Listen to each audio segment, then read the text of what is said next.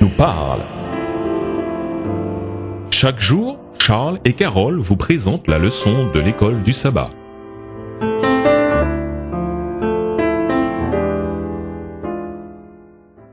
Bonjour chers auditeurs, Bonjour à tous. nous voilà au jeudi 9 janvier, un héritage créatif. Une fois le récit du ministère du Christ achevé, les paraboles semblent avoir disparu des Écritures. Pourquoi ? Il est certain que le reste du Nouveau Testament est centré sur Paul. 14 livres du Nouveau Testament lui ont été attribués et presque la moitié du récit historique des Actes par Luc parle presque exclusivement de lui. Même s'il n'a pas fait appel à des histoires comme le faisait Jésus, Paul a néanmoins utilisé un grand nombre de métaphores, comparaisons et autres formes littéraires créatives. Voir Romains 5, les versets 1 à 6, 1 Corinthiens 3, les versets 10 à 15, 2 Corinthiens 5, les versets 1 à 10. Si Paul n'avait rien de conteur, ce qu'il présentait n'était ni ennuyeux ni terne. Il est clair que des différences de style existent entre les discours du Christ et ceux de Paul, mais tous deux font preuve d'une créativité considérable. D'autres auteurs du Nouveau Testament se rapprochent davantage de l'utilisation des paraboles par le Christ. Le frère de ce dernier, Jacques, écrivait « Supposez qu'il entre dans votre assemblée un homme à bague d'or. » Jacques 2, verset 2, selon la version Jérusalem.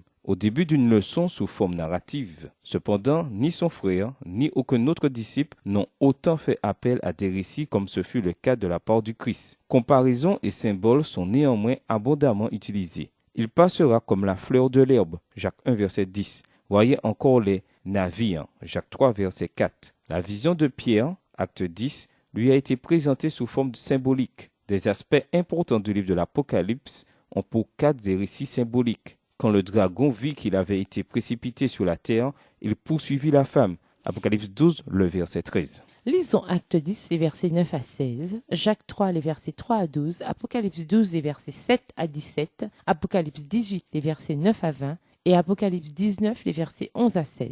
Choisissez deux des textes suivants et soulignez-en les métaphores. Quels différents messages ces versets contiennent-ils ? Quelles sont les images employées pour communiquer ce message ? Acte 10, les versets 9 à 16. Le lendemain, comme ils étaient en route et qu'ils approchaient de la ville, Pierre monta sur le toit vers la 6e heure pour prier. Il eut faim et il voulut manger. Pendant qu'on lui préparait à manger, il tomba en extase. Il vit le ciel ouvert et un objet semblable à une grande nappe attachée par les quatre coins qui descendait et s'abaissait vers la terre, et où se trouvaient tous les quadrupèdes et les reptiles de la terre et les oiseaux du ciel. Et une voix lui dit, « Lève-toi, Pierre, tue et mange. » Mais Pierre dit, « Non, Seigneur, car je n'ai jamais rien mangé de souillé ni d'impur. » Et pour la seconde fois, la voix se fit encore entendre à lui. Ce que Dieu a déclaré pur ne le regarde pas comme souillé. Cela arriva jusqu'à 3 fois. Et aussitôt après, l'objet fut retiré dans le ciel. Jacques 3, les versets 3 à 12. Si nous mettons le mort dans la bouche des chevaux pour qu'ils nous obéissent, nous dirigeons aussi leur corps tout entier. Voici, même les navires qui sont si grands et que poussent les vents impétueux sont dirigés par un très petit gouvernail au gré du pilote. De même, la langue est un petit membre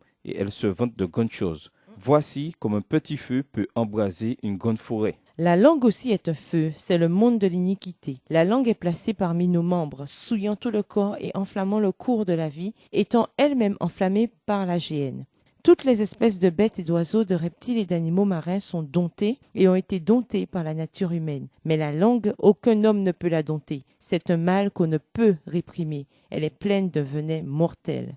Par elle, nous bénissons le Seigneur, notre Père, et par elle, nous maudissons les hommes faits à l'image de Dieu. De la même bouche sortent la bénédiction et la malédiction. Il ne faut pas, mes frères, qu'il en soit ainsi. La source fait-elle jaillir par la même ouverture l'eau douce et l'eau amère ? Un figuier, mes frères, peut-il produire des olives ou une vigne des figues ? De l'eau salée ne peut pas non plus produire de l'eau douce. Apocalypse 12, les versets 7 à 17. Et il y eut guerre dans le ciel. Michel et ses anges combattirent contre le dragon. Et le dragon et ses anges combattirent. Mais ils ne furent pas les plus forts. Et leur place ne fut plus trouvée dans le ciel. Et il fut précipité, le grand dragon, le serpent ancien appelé le diable et Satan, celui qui séduit toute la terre. Il fut précipité sur la terre et ses anges furent précipités avec lui. Et j'entendis dans le ciel une voix forte qui disait « Maintenant le salut est arrivé, et la puissance et le règne de notre Dieu, et l'autorité de son Christ, car il a été précipité, l'accusateur de nos frères, celui qui les accusait devant notre Dieu jour et nuit.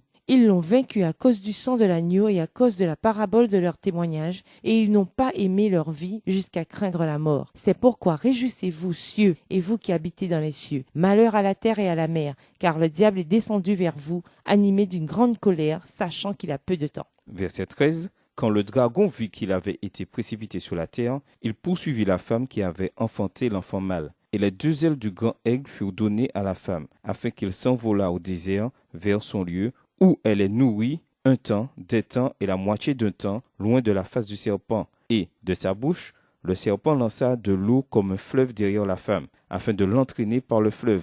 Et la terre secoua la femme, et la terre ouvrit sa bouche et engloutit le fleuve que le dragon avait lancé de sa bouche. Et le dragon fut irrité contre la femme, et il s'en alla faire la guerre au reste de sa postérité, à ceux qui gardent les commandements de Dieu et qui ont le témoignage de Jésus. Apocalypse 18, les versets 9 à 20. Et tous les rois de la terre qui se sont livrés avec elle à l'impudicité et au luxe pleureront et se lamenteront à cause d'elle, quand ils verront la fumée de son embrasement. Se tenant éloignés dans la crainte de son tourment, ils diront « Malheur, malheur, la grande ville, Babylone, la ville puissante ! En une seule heure est venu ton jugement, et les marchands de la terre pleurent et sont dans le deuil à cause d'elle, parce que personne n'achète plus leur cargaison. Cargaison d'or, d'argent, de pierres précieuses, de perles, de fin lin, de pourpre, de soie, d'écarlate, de toute espèce de bois de senteur, de toute espèce d'objet d'ivoire, de toute espèce d'objet en bois très précieux, en airain, en fer et en marbre, de cinnamome, d'aromates, de parfums, de myrrhe, d'encens, de vin, d'huile, de fine farine, de blé, de bœufs, de brebis, de chevaux, de chars, de corps et d'âmes d'hommes. Les fruits que désirait ton âme sont allés loin de toi, et toutes les choses délicates et magnifiques sont perdues pour toi, et tu ne les retrouveras plus. Les marchands de ces choses qui se sont enrichis par elles se tiendront éloignés dans la crainte de son tourment. Ils pleureront et seront dans le deuil, et diront « Malheur, malheur, la grande ville qui était vêtue de fin lin, de pourpre et d'écarlate, et parée d'or, de pierres précieuses et de perles, en une seule heure, tant de richesses ont été détruites. Et tous les pilotes, tous ceux qui naviguent vers ce lieu, les marins et tous ceux qui exploitent la mer, se tenaient éloignés. Et ils s'écriaient, en voyant la fumée de son embrasement, quelle ville était semblable à la grande ville. Ils jetaient de la poussière sur leur tête, ils pleuraient et ils étaient dans le deuil. Ils criaient et disaient « Malheur, malheur, la grande ville où se sont enrichis par son opulence tous ceux qui ont des navires sur la mer, en une seule heure, elle a été détruite. Ciel, réjouis-toi sur elle, et vous les saints, les apôtres et les prophètes, réjouissez-vous aussi, car Dieu vous a fait justice en la jugeant. » Apocalypse 19, les versets 11 à 16. Puis je vis le ciel ouvert, et voici parut un cheval blanc. Celui qui le montait s'appelle Fidèle et Véritable, et il juge et combat avec justice. Ses yeux étaient comme une flamme de feu. Sur sa tête étaient plusieurs diadèmes. Il avait un nom écrit que personne ne connaît, si ce n'est lui-même. Et il était revêtu d'un vêtement teint de sang. Son nom est la parole de Dieu. Verset 14. Les armées qui sont dans le ciel le suivaient sur des chevaux blancs, revêtus d'un fin lin blanc pur. De sa bouche sortait une épée aiguë pour frapper les nations. Il les pétra avec une verge de fer, et il foulera la cuve du vin de l'ardente colère du Dieu Tout-Puissant. Il avait sur son vêtement et sur sa cuisse un nom écrit, Roi des rois et Seigneur des seigneurs. Quelle qu'en soit la forme, ce principe reste le même. Métaphores, comparaisons, paraboles, allégories et autres exemples de langage créatif nous permettent de communiquer d'une manière compréhensible. S'appuyant sur l'expérience de son auditoire, le Christ et ses disciples se servaient des comparaisons et des illustrations qui éveillaient la perception de la vérité. N'hésitons pas à faire de même lorsque l'occasion se présente. Et nous vous laissons avec cette question de réflexion. Comment devenir de vrais disciples du Christ? Au revoir et à demain si Dieu veut. Au revoir, à demain si Dieu veut. Dieu nous parle. C'était Dieu nous parle, présenté par Charles et Carole.